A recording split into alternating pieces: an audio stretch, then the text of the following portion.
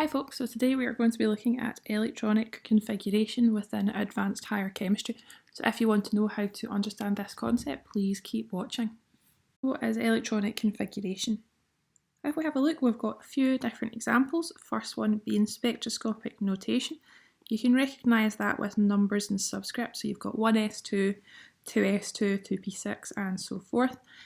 So what that uses is it uses numbers to identify the principal energy level.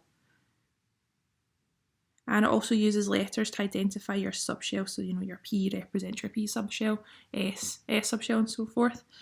Subscript number is indicating how many electrons are in that subshell. So if you have a look at the first one, 1s2, what that means is there's 2 electrons in that s orbital. If we go all the way to the end and have a look at 3s1, what that means is there's only 1 electron in that 3s orbital. If you have a look further down, we've got something called orbital box notation. So this is essentially the same thing, except you use arrows to represent the different electrons. Now you really need to be careful. If you have a look, you'll see that we have half arrows rather than full arrows. So a half arrow is just one without the full arrow, and a full arrow, as you can see, is the full thing. So just be careful when you are drawing these that you're using a half arrow rather than a full arrow. If we have a look at orbital box notation further, I have 1s all the way up to 3d. So let's have a look at example. So let's start with our sodium, which we know is 281. So let's fill in the arrows. So we've got 2 electrons in the first, 2 in the second, we're up to 4. We keep filling them in. Well, that's us up to 10, and then last but not least, we've got only one in the 3s1. If you have a look, you'll see that I'm drawing the arrows opposite each other, and there is a couple of rules that we have to remember before we start drawing orbital box notation. We have our first rule. It is the Pauli exclusion principle, and quite simply it says that no electrons can have the same 4 quantum numbers. What does that mean really? Is it comes down to your orbital box notation when we're drawing our arrows. So for example, if I draw a little box here, let's make that the 1s orbital. We can't have arrows going the same way, so that's wrong. If you want to draw them, you draw them when they are at opposite spins. So we talk about parallel spins.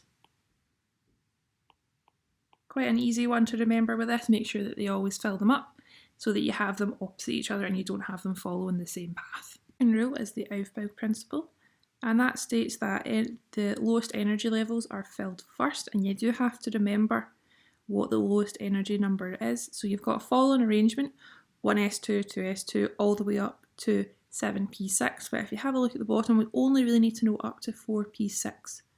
So this set of numbers here, they're the only ones that you can be asked in the exam. What I tend to do to make that a little bit easier for me is group it into 10. So I know this first set is 10, this second set is 10, and then I can go from there. So I tend to go in groups of 10. Usually you'll get asked, maybe the 20s. So if you just be able to write the first 20 without really thinking about it, it makes life easier when you're trying to do some of the more difficult examples. And our final rule for today is Hund's rule, and it's Hund's rule of maximum multiplicity. Basically that means that they don't have to pair off unless they have to. So think of you're sitting on a bus and you have 3 empty seats. So let's draw it here. We've got our bus. Imagine it's a bus. 3 empty seats. First person sits on their own. Second person sits on their own. You come on the bus, you've got 2 options. You can either sit in the empty seat or you can pair off. 9 times out of 10, you're going to sit on your own. And then when the 4th person comes on the bus, they then start to have to pair up. So that's why you fill them up on your own first before you pair them off. Let's do some examples. So we'll start with calcium. Calcium has the atomic number of 20, so we know we're looking to try and place 20 electrons. Again, this is an easy one, hopefully, because you can start by splitting it up into 2 10s. So we'll start with 1s2, 2s2, 2p6. Okay, so that's your first set of 10. And let's move on to the next set. So that's 3s2, 3p6, and then finally 4s2. And that's your second set of 10. And that's the electronic configuration for calcium. Let's do a slightly different example. Let's have a look at nickel, which has an atomic number of 28. Again, let's start with the 20 rule. 1s2, 2s2, 2p6. Here's your first set of 10. Your second set of 10, so your 3s2, 3p6, 4s2. And now you know you've got 8 electrons left, so we go into our 3d8 subshell, and that's the electronic configuration of nickel. I hope that's been useful, and you'll hopefully be able to try some examples of electronic configuration. Please feel free to have a look at page 25 of the first inorganic book and try the questions on those few pages.